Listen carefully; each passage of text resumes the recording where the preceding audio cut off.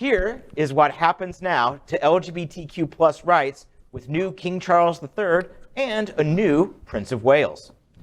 While there were many advances in LGBTQ plus rights in the UK during the Queen's 70-year reign, she never spoke on the issue. Well, she never really spoke on any issues, and that's part of the job.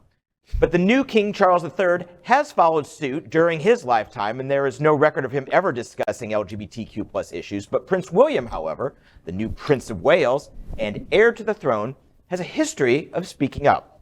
In 2016, he held a diversity bullying workshop featuring LGBTQ plus individuals at Kensington Palace. In 2019, at the London base of the LGBTQ plus charity, the Albert Kennedy Trust, he discussed that he would be fine if one of his kids came out as gay.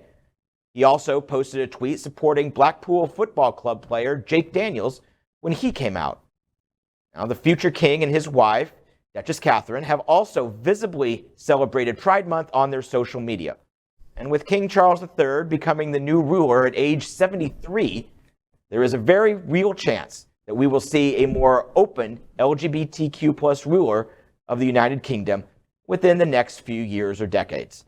And as we mentioned at the top of the show, I was let's just say it, I was besties with Her Majesty. And I know that Charles, to you not know, Chaz is supportive behind the scenes. He was very supportive of Will's is Prince William, obviously, of Will's support for our community. And I think that it really is, in all seriousness, it is going to grow. They've been very active on their social media page when it was at Kensington Palace.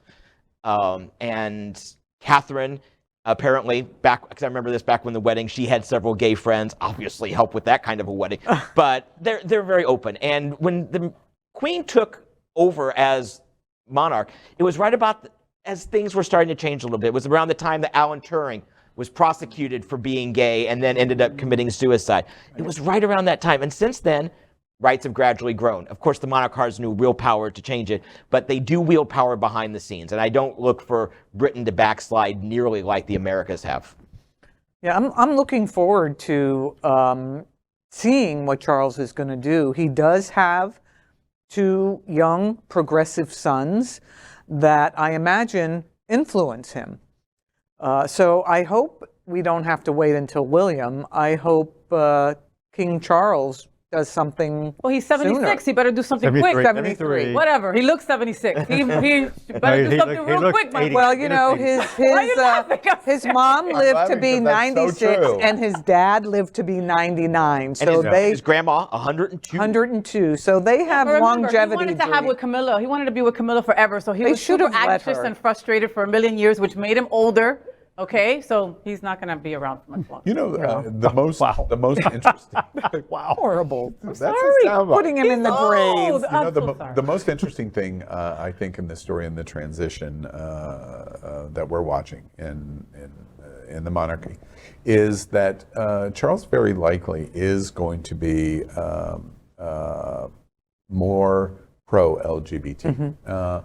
First off, all he has to say is one sentence, and he has already been, over 70 years, said more as the leading monarch of Britain. So all he has to do is one sentence, and you have a touchdown. William is super interesting to me. I'm not a super fan of William. I'm Team Harry. Is he the cute one or the ugly one? William is the older one. Yes. I don't think either one of them are ugly, but Harry's the one. Al knows me. Harry's the redhead. Harry. Yes. Yeah, you like Harry. I know. Harry's the one who's in America. So I'm Team Harry. However, William in this, mad respect, because I read an article of the conversation he had with Kate, and very specifically, Kate brought it up, according to him, about, you know, after George was born, they had a conversation of what happens if he's gay. And one of the observations that William made about his son being gay was, first and foremost, my goodness, do I feel sorry for him. I feel sorry for him because of the discrimination he will face, the automatic rejection without getting to know him that he will face.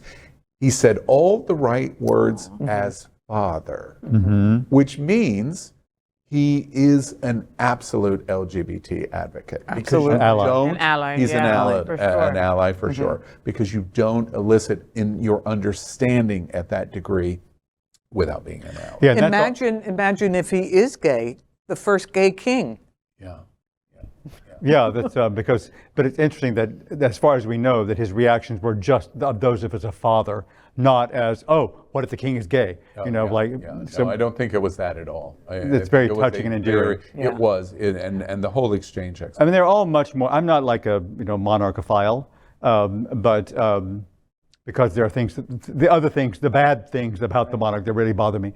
But I won't go into that here. But I do love how much more personable and personal the younger generation is. The younger generations are and becoming. One thing to point out, the last king of Italy was gay, and they no longer had a monarch after that. Wow. Wow, we broke the monarch. Yep. Wow. Wow.